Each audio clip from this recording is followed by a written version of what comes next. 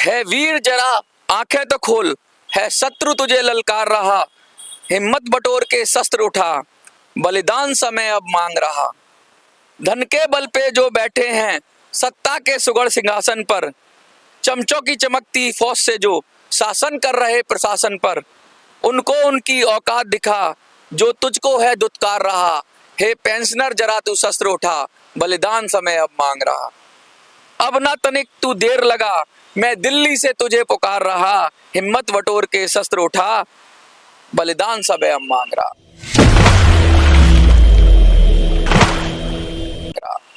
देखिए, मैं दिल्ली से लगातार ये बातें कर रहा हूँ, मैं पेंशनर को जगा रहा हूँ जो EPS 95 के पेंशनर है, और उनको बुला रहा हूँ।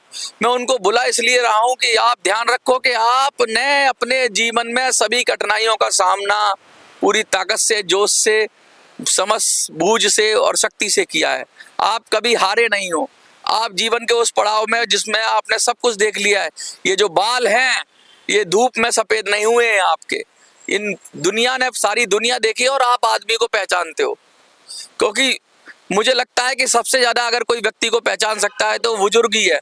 उसने सारी दुनिया देख रखी है, अच्छे बुरे सब लोग देख रखे हैं, और जब आपको ये भी अपना अच्छा बुरा पहचानना आता होगा कि कौन आपके हित की बात कर रहा है, कौन अहित की बात कर रहा है, कौन आपको बेवकूफ बना रहा है और कौन आपको सच बात कर रहा है।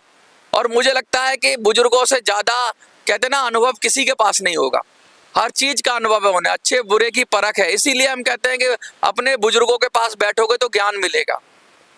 तो अब तो मैं आपके सानिध्य में आ गया हूं, और आप जब लगातार आपके लोग मुझे फोन करते हैं, मेरा नंबर तो आप एक बार फिर से नोट कर लो, 8375009595।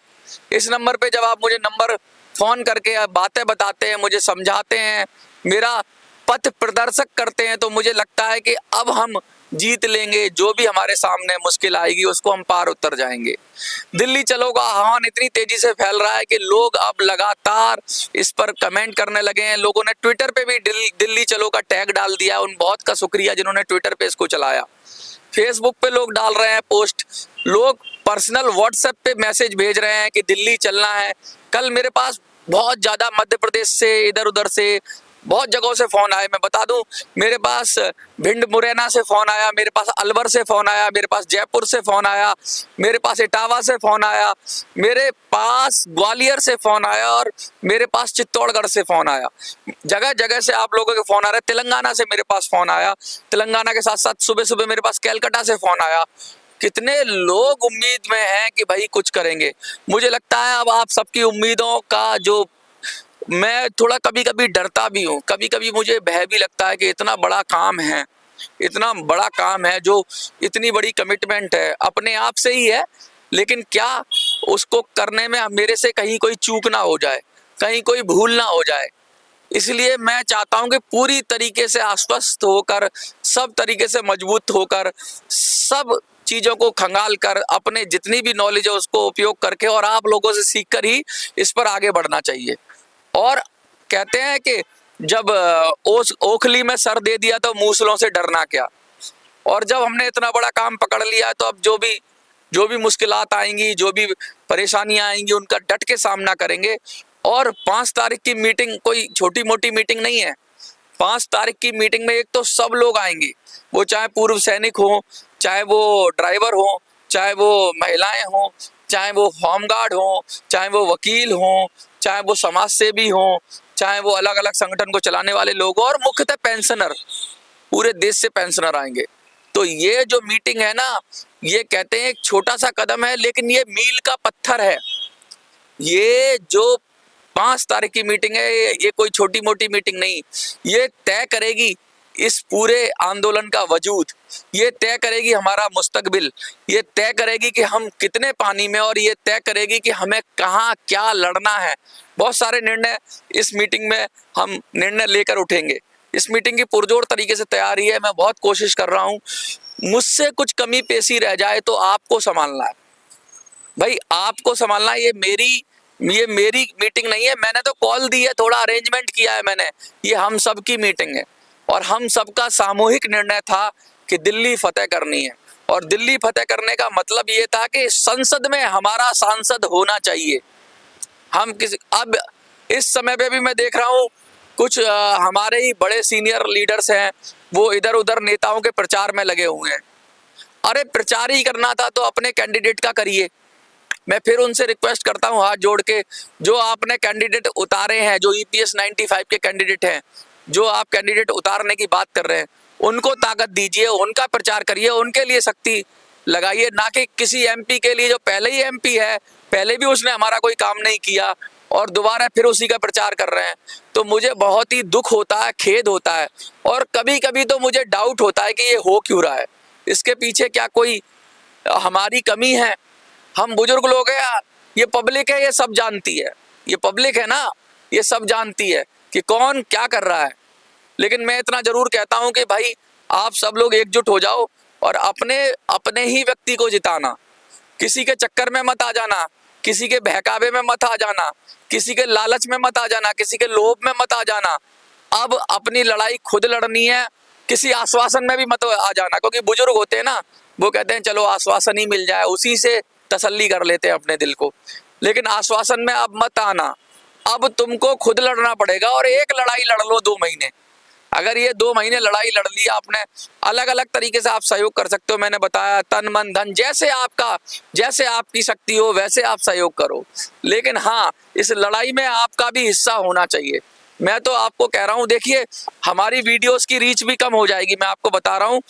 अब ये वीडियोस जब हम डालेंगे आपको तो कम लोग देखेंगे, क्योंकि गूगल इसे आगे रिकमेंड नहीं करेगा, क्योंकि पॉलिटिकल टाइम में गूगल को अब क्या हो रहा है, गूगल के पास अब एडवर्टाइजमेंट जा रही है, तो वो हर वही वीडियो चलाता है जिसमें एडवर्टाइजमेंट हो या जिसमें कुछ उसको मिलना हो। तो हर तरीके से अब इसको डाउन किया जाएगा, क्योंकि ये पॉलिटिकल वीडियो है, ये सीधा सीधा पॉलिटिक्स की बात कर रहे हैं हम, सीधा सीधा राजनीति में बुजुर्गों के दखल की बात कर रहे हैं, इसलिए इसकी रीच डाउन हो जाएगी। आज से 1 महीने पहले जो वीडियो 20,000, 50,000, 40,000 चलती थी, शायद 1,000, 2,000 चल पाए। लेकिन 1,000, 2,000 भी चले ना, तो वो 2,000 उन लोगों तक जरूर पहुंच जाए। अगर आप मिनी संसद, अ वॉइस फॉर यू, जाग 85, दबंग दिल्ली टाइप कर दोगे तो आपको वीडियो, गूगल कितनी भी दबाए, आपको वीडियो आपके पास आ जाएगी। तो मैं बता दूं आपको, अगर वीडियो आपके पास नहीं आती है तो क्या करना है, आपको यूट्यूब पे जाना है और वहां पे चैनल का नाम लिखना है। चाहे आप अ वॉइस फॉर यू लिख दो, चाहे मिनी संसद लिख दो, चाहे दबंग दिल्ली लिख दो, चाहे जाग 85 लिख दो, ये चैनल आप याद कर लो, आपको वीडियो वहां मिल जाएगी। और मैं व्हाट्सएप पे भी भेज रहा हूँ वीडियो। अगर ये वीडियो रिकमेंडेशन में ना जाए, अगर ये वीडियो आगे ना पहुंचे तो हम बात करेंगे, इसीलिए तो आपका नंबर लिया है मैं व्हाट्सएप पे। और व्हाट्सएप जरूर चेक करो अपना, और ये श्योरिटी आपकी है कि सबके पास बात पहुंच जानी चाहिए, चाहे वो फोन करके आप बात पहुंचाओ, चाहे वो वीडियो भेज के पहुंचाओ, क्योंकि अब हमारे को दबोचा जाएगा, हमारे को रोका जाएगा, हमारी आवाज को दबाने की कोशिश होगी। अब आपका फर्ज है, आपकी जिम्मेवारी है कि इस आवाज को आप जगह जगह तक पहुंचा दो, घर घर तक पहुंचा दो। अगर किसी कम्युनिकेशन माध्यम में गूगल भी आपको ना रोक पाए, यूट्यूब भी आपको ना रोक पाए, सरकार भी आपको ना रोक पाए, क्योंकि ये फोन तो आपका है, आप किसी को फोन करके बता दोगे। तो ऐसा खबर दबनी नहीं चाहिए। कोई भी बात EPS 95 से जुड़ी हुई आप खुद जाके पता कर लो, बहुत सारे तरीके हैं। और नहीं पता चले तो मेरे नंबर पे आप मुझे बात करो, वहां से जो भी इंफॉर्मेशन आए वो एकदम आपको सटीक होगी। और कृपया करके ये मत पूछा करो कि पेंशन कब बढ़ जाएगी, हमें भी नहीं पता कब बढ़ जाएगी, लेकिन हमें ये पता है कि लड़ कैसे सकते हैं। हमसे ये पूछो कि मनोज जी कैसे लड़ना है, कैसे साथ देना है, कैसे रणनीति बनानी है, क्या योगदान देना है, क्या मिलना है। गीता में भी कहा गया है कि कर्म करे जा फल की इच्छा मत कर रहे इंसान, और जैसा कर्म करेगा वैसा फल देगा भगवान। तो मोटी मोटी बात है, कर्म करो, जितना कर्म कर सकते हो, और अलग अलग तरीके से कर्म करो। जो आ सकते हैं वो आए, जो नहीं आ सकते वो फोन का मामला संभालें, फोन व्हाट्सएप का। जो धन से मदद कर सकते हैं वो धन से मदद करेंगे, जो तन से मदद कर सकते हैं वो तन से मदद करेंगे, जो फोन से मदद कर सकते हैं वो फोन से मदद करेंगे, और जो सब चीज से मदद कर सकते हैं। ऐसा नहीं कि मैंने एक काम कर लिया मेरे को दूसरा, आपको खुद ही निर्णय लेना है आप क्या क्या कर सकते हो और आप कैसे कैसे लोगों तक पहुंच सकते हो। देखिए सिर्फ वो लोगों को बात पहुंचानी है, मोटी बात ये है, वो चाहे दिल्ली आके पहुंचाई जाए, चाहे पैसा खर्च करके पहुंचाई जाए, चाहे फोन करके पहुंचाई जाए, लोगों तक ये बात पहुंचानी है कि दिल्ली फतह करनी है। दिल्ली से 7 सांसद लोकसभा में भेजने हैं और सरकार में अपनी हिस्सेदारी सुनिश्चित करनी है और ईपीएस 95 का काम अपने लोगों से करवा लेना है। इतना सा मैसेज है, इतना सा मैसेज है। और इसका मैं एक शॉर्ट वीडियो बनाऊंगा और वो शॉर्ट वीडियो डालूंगा कि भाई दिल्ली, हमारी योजना क्या है, हमारी योजना क्या है। तो हमारी योजना यही है कि भाई अब सत्ता में भागीदारी चाहिए, अब हम सत्ता में मांगेंगे नहीं, अब हम शासक बनेंगे, अब हम कंधा अपने अपने कंधे पे भार उठाएंगे, ना कि किसी पीछे चलेंगे। अब हम, अगर नेता को ही सब कुछ निर्णय करना है तो ईपीएस 95 पेंशनर वाले अगर नेतागिरी करनी पड़े तो नेतागिरी भी करेंगे। हम दिखा देंगे कि हम हर काम कर सकते हैं। अगर हम एक कंपनी चला सकते हैं, घर चला सकते हैं, अपने बच्चे पाल सकते हैं, अपना परिवार पाल सकते हैं, तो हम देश भी चला सकते हैं। हम बुजुर्ग हैं, हमारे पास सब अनुभव है, हम देश भी चला सकते हैं, हम सब कुछ कर सकते हैं। और अगर हम सब कुछ कर सकते हैं तो हम अपना काम भी कर लेंगे, क्योंकि लोकतंत्र में लोग ही तो शासन करते हैं। और लोकतंत्र में सबसे बड़ी व्यवस्था है चुनाव, क्योंकि चुनाव के जरिए ही आप सत्ता को नियंत्रित कर सकते हो, सत्ता पे बैठ सकते हो, सत्ता पे काबिज होके सही काम करा सकते हो। हमें कोई गलत काम नहीं करना, हमें अपने हक का जो हक और अधिकार है वो सत्ता दे नहीं रही है, नेता दे नहीं रहे हैं, कोई पार्टी दे नहीं रही है। अभी नया नया सिफुगा उछाला है, नया आश्वासन आया है कि भाई हमारा मुद्दा ईपीएस का मुद्दा है ना। पर कोई नेता उठ के बोल रहा था हमारा मुद्दा सुनो जी, हमारा मुद्दा है ना, मैनिफेस्टो में शामिल कर लो। घंटा मैनिफेस्टो में शामिल कर लो हमारा मुद्दा। क्या बीजेपी मैनिफेस्टो में शामिल कर लेगी तो दे देगी हमारे मुद्दे को? क्या कांग्रेस मैनिफेस्टो में शामिल कर लेगी तो दे देगी हमारे मुद्दे को? अरे फिर से वादा ले लो, एक नया फिर से आश्वासन ले लो, मैनिफेस्टो में शामिल कर लिया। ये झूठ की दुकान बंद होनी चाहिए, ये झूठ का व्यापार बंद होना चाहिए। ये जो कह रहे हैं कि मैनिफेस्टो में शामिल कर लो, ये सब फिर से बेवकूफ बनाने की चाल चल रहे हैं। हमें सतर्क हो जाना है। अब हमें किसी के मैनिफेस्टो पे भरोसा नहीं, अब हमें किसी के वादे पे भरोसा नहीं। अरे जब मोदी की गारंटी काम नहीं आई तो इन सब की गारंटी के काम होगी। कहते हैं कि मोदी की गारंटी सबसे मजबूत होती है, उसी की गारंटी फेल हो गई, दो बार मिल लिए, फिर अब मैनिफेस्टो में करा के क्या हो जाएगा? अजीब अजीब सी बातें आ रही हैं। अब कभी कभी ना मैं आलोचना भी करने लग जाता हूँ, मुझे माफ करिए कि कभी कभी ना जब हमारी लीडरशिप या हमारे जो बड़े हैं वो गलत ट्रैक पे जा रहे होते हैं और साफ साफ दिख रहा होता है कि वो चमचागिरी में लग गए हैं, तो दिल में दुख होता है, कष्ट होता है। जिनको हम नेतृत्व देते हैं अगर वो चमचागिरी में लग जाएंगे किसी नेताओं की, तो कैसे होगा? हमने तो तुमको नेता बनाया, ईपीएस 95 के पेंशनर ने तुमको नेता बनाया और तुम किसी पार्टी के चमचे बन गए तो बड़े दुख की बात है। तुम किसी नेता के चमचे बन जाओ तो बड़े दुख की बात है। ये बड़ा दुख और बड़े कहते हैं बड़े शर्म की बात है। इसीलिए कह रहा हूं कि दिल्ली फतेह करनी है और अब आपको खड़ा होना है। अरे आप किसी को नेता बना सकते हो तो किसी को जमीन पे गिरा भी सकते हो, उसको औकात दिखा सकते हो आप। आपको एकजुट हो जाना है और अब सत्ता की चाबी को अपने कंट्रोल में लेना है। अगर आप सत्ता की चाबी को आप कंट्रोल में नहीं लोगे, अगर आप नहीं जागे, तो फिर समझ लो कि वो शायद अभी नहीं तो कभी नहीं वाला मैसेज हो जाएगा। मैं बार बार आपसे आह्वान कर रहा हूँ, शायद मैं कुछ अगर मैंने कुछ गलत बोला हो तो मुझे माफ करना, लेकिन मुझे जो अभी के हाल फिलहाल के जो आसार दिख रहे हैं ना, जो ईपीएस 95 के चारों तरफ मुझे बहुत गुप्त अंधेरा दिख रहा है। और मुझे लग रहा है कि अंधेरा, जो कहते हैं ना, जो रात के अंतिम पहर में सबसे ज्यादा अंधेरा होता है और उसी के बाद उजाला आता है। तो जो इतना घना अंधेरा हो रहा है जिसमें सब नेता कोई चमचागिरी में लगा हुआ है, कोई किसी के प्रचार में लगा हुआ है, कोई कहीं भाग रहा है, इस समय ही आदमी की परख हो जाएगी आपको कि कौन सच्चा है, कौन झूठा है, कौन आपका नेतृत्व करने लायक है। मुझे लगता है कि अब आपको नेताओं पे से भरोसा छोड़ के खुद अपने आप को नेतृत्व संभालना है, खुद आपको आगे खड़े हो जाना है और दिखा देना है कि अब अभी नहीं तो कभी नहीं। मैं तो संदेश दूंगा आपको, जो 5 तारीख के मैं बड़ी बेसब्री से इंतजार कर रहा हूं आप सबका।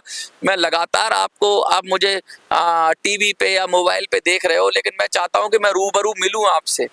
एक बंधन हो गया, एक लगाव हो गया, एक नाता हो गया है आपसे।